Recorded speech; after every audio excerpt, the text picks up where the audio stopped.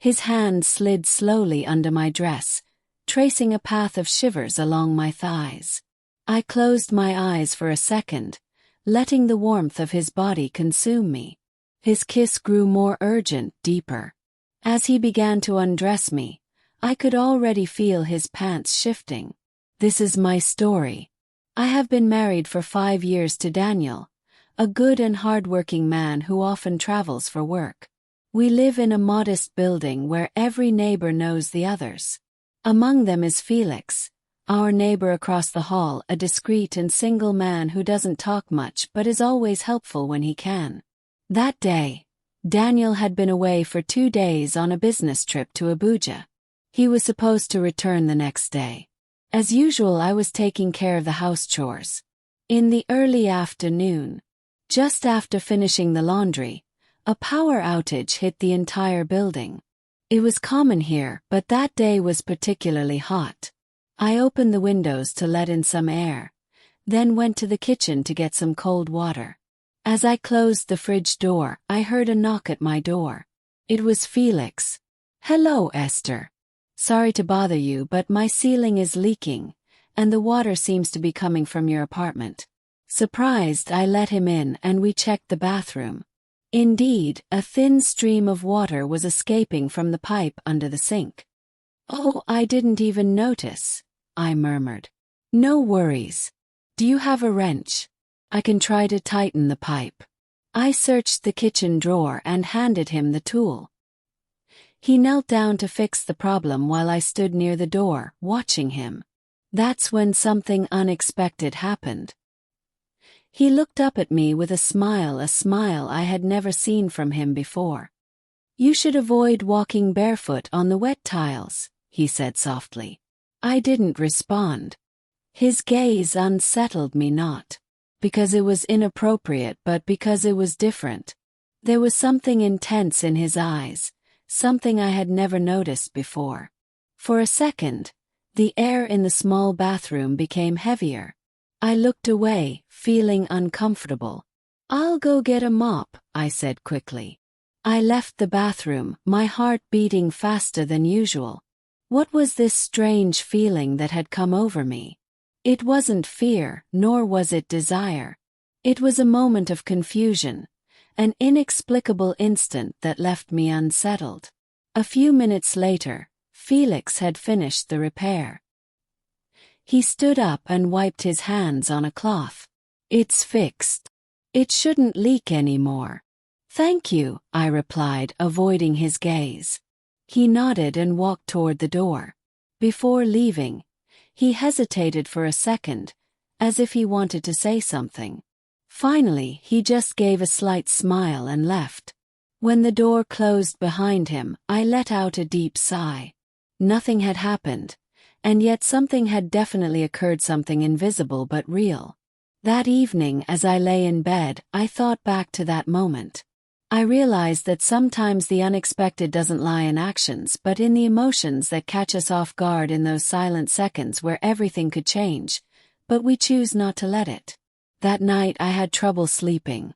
Felix's gaze haunted me, not because it had been inappropriate, but because it had made me feel something undefinable, something forbidden.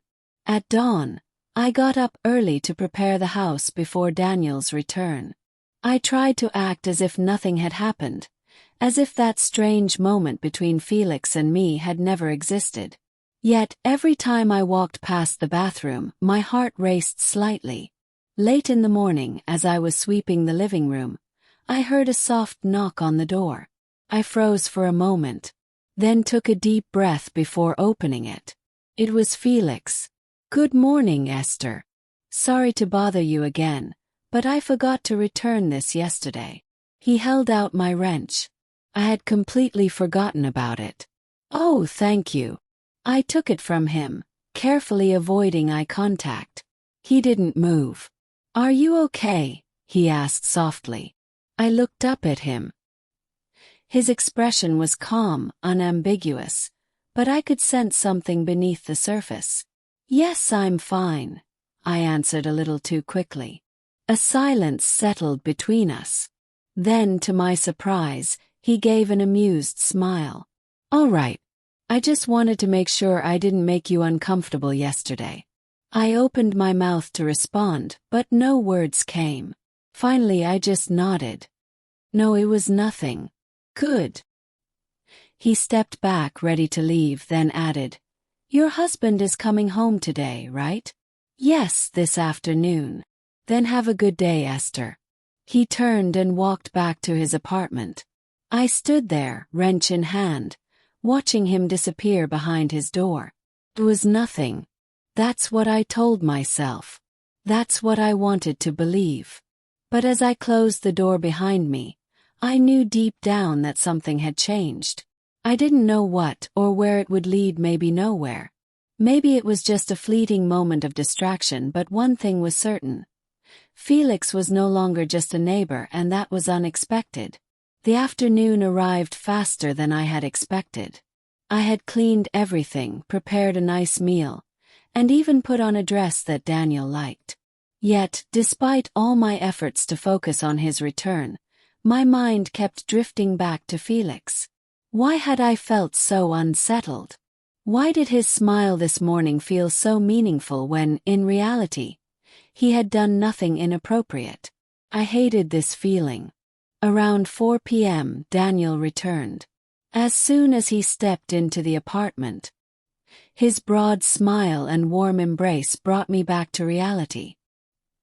He held me tightly, and I inhaled his familiar scent. He was here. My husband. The man I loved. Everything would go back to normal. I missed you, he murmured. I missed you too, I replied sincerely. We spent the evening talking about his trip. He told me about his meetings, the traffic in Abuja, and the colleagues he had dined with. I laughed at his anecdotes, listened attentively, and little by little, the strange tension I had felt started to fade. Or at least that's what I thought. A few days later, Daniel left early for work. I was hanging laundry on the balcony when I felt a gaze on me. I turned my head. Felix was there on his own balcony, cup of coffee in hand. Eyes met. I should have looked away, pretended not to have seen him. But I didn't. He smiled, a light, almost innocent smile. Yet, it unsettled me more than I wanted to admit. Good morning, Esther. Good morning, I replied, my voice lower than I intended. A silence followed. It wasn't an awkward silence, but one of those that feels heavy, as if unspoken words were floating in the air between us. Finally, he spoke first. Last night I heard your husband laughing. He seems like a good man. I blinked, surprised. He is, I said simply. Felix took a sip of his coffee, still watching me. That's good, he said softly. Then he turned and went back inside. I let out a slow breath, realizing I had been holding it. Why had that simple exchange felt so intense? I shook my head and went back inside, determined to stop thinking about Felix, but I knew it was a lie. Days passed, yet something inside me refused to settle. I kept telling myself that everything was fine, that Felix was just a neighbor like any other. And yet, I felt an invisible tension growing between us. I didn't mention it to Daniel, of course. How could I? There was nothing to say. Nothing had happened. Nothing except the fleeting glances, the heavy silences, those suspended moments when I caught myself holding my breath for no reason. Then one night everything changed. Daniel had come home late from work, exhausted. After dinner, he lay down on the couch and fell asleep almost instantly. I stayed up a little longer, tidying up the kitchen, but I couldn't seem to relax. The apartment felt too warm, almost suffocating. I decided to step out onto the balcony, hoping to catch some fresh air. I shouldn't have. 'Cause he was there. Felix stood on his own balcony, a cigarette in hand. He never smoked. I knew that because I had never seen him do it before. He turned his head and saw me. "Can't sleep?" he asked softly. "No. You neither, apparently." He shrugged slightly and took a drag from his cigarette. Sometimes the night is louder than the day. I didn't know how to respond to that. Yet instead of going back inside, I stayed there looking at him. Then, without thinking, I murmured, "You've been different these past few days." He smiled. "So have you?" My heart skipped a beat. He took a step forward, leaning against his balcony railing. We were so close that if I reached out, I could almost touch him. "Esther." His voice was low, a whisper, a warning. An invitation. I didn't know which. I opened my mouth, but no words came out. That's when the door behind me creaked open. "Are you outside?" Daniel's sleepy voice broke the silence. I jumped and turned around immediately. "It was warm inside," I replied, forcing a smile. He ran a hand over his face and said, "Come to bed. It's late." I nodded and stepped back into the apartment, my heart pounding wildly. Before closing the balcony door, my eyes met Felix's one last time. He didn't say a word. But he didn't need to. Something had broken that night. And I knew there was no going back. After that night on the balcony, nothing was the same. I tried to convince myself that it was just a fleeting moment, an illusion caused by exhaustion and the summer heat. But I knew I was lying.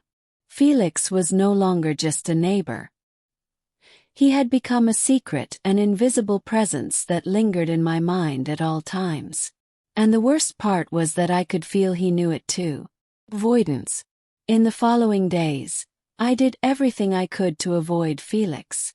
I went out less, lowered my head when passing his door, and kept myself busy with household chores as if my life depended on it.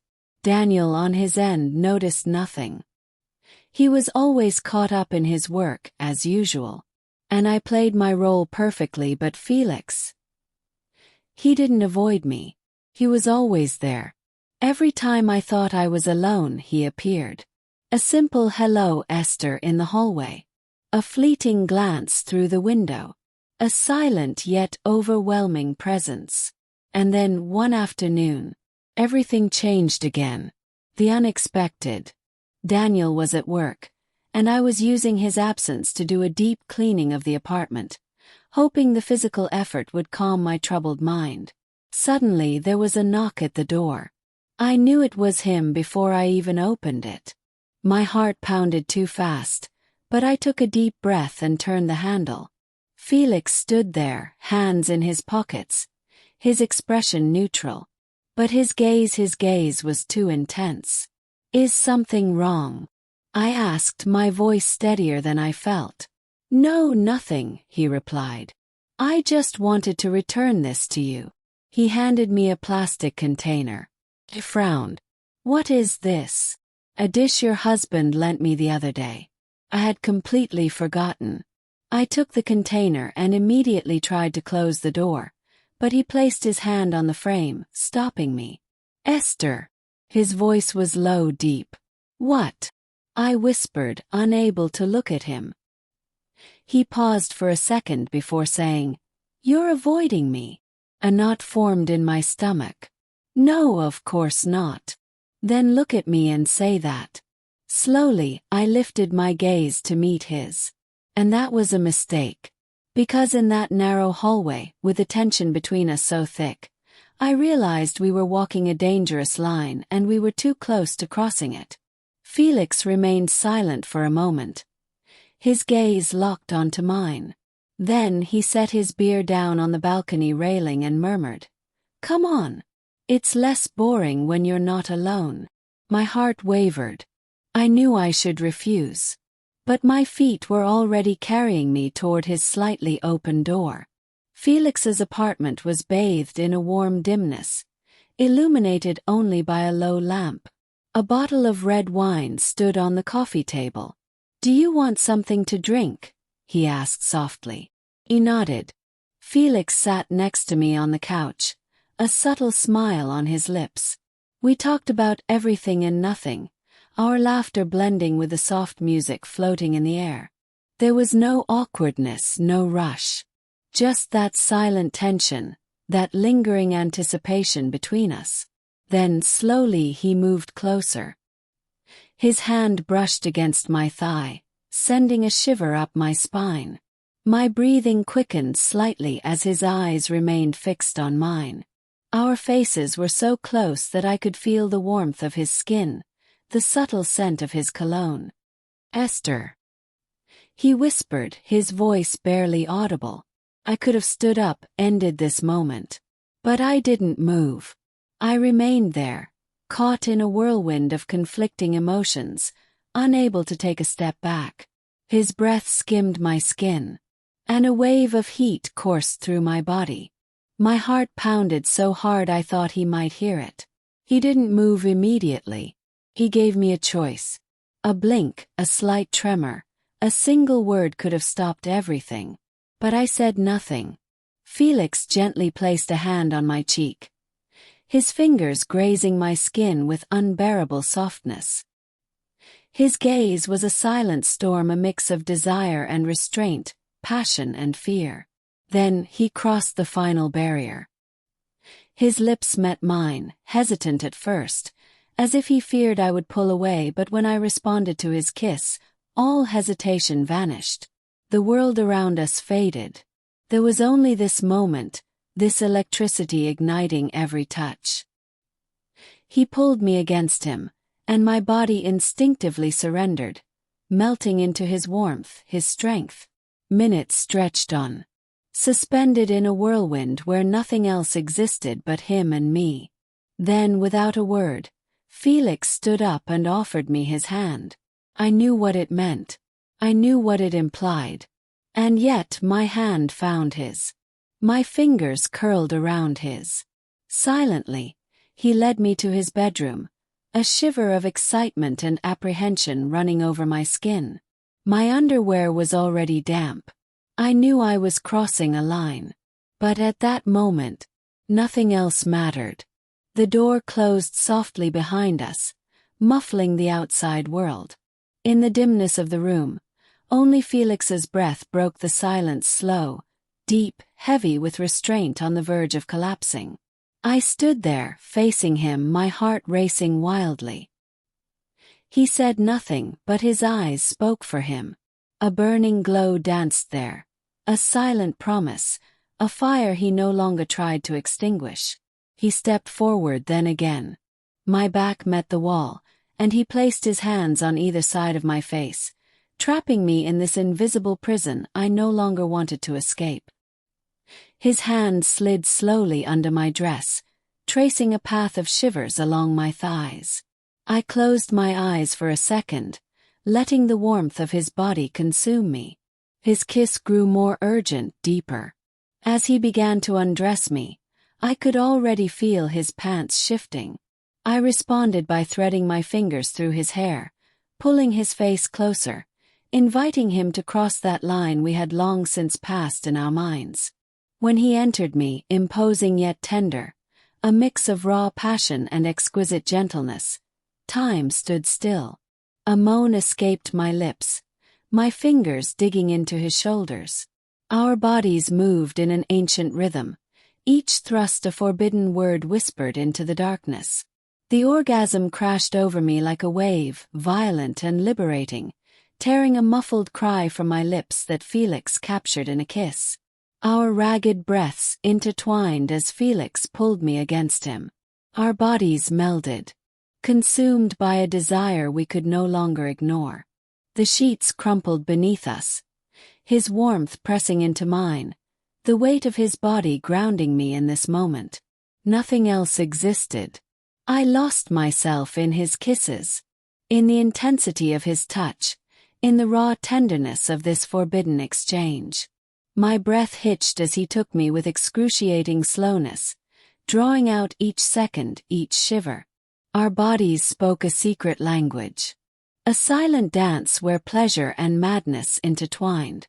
I felt alive, electrified, carried away by a storm I never wanted to end. But as the tempest reached its peak, as a final moan trembled on my lips. A sudden sound shattered our bubble. A loud, insistent knock echoed against Felix's door. My heart exploded in my chest. I sat up abruptly, clutching the sheets to my burning skin, still breathless. Felix remained motionless, his gaze dark, his jaw clenched. Then a voice. "Felix, it's Daniel. Have you seen Esther?" The ground vanished beneath me. My breath caught in my throat. A cold wave of panic washed over me, drowning in an instant all the passion that had just consumed me. Felix turned his head toward me, his expression unreadable. My heart pounded so hard I thought it would give me away. Daniel was there, right behind the door. He was looking for me,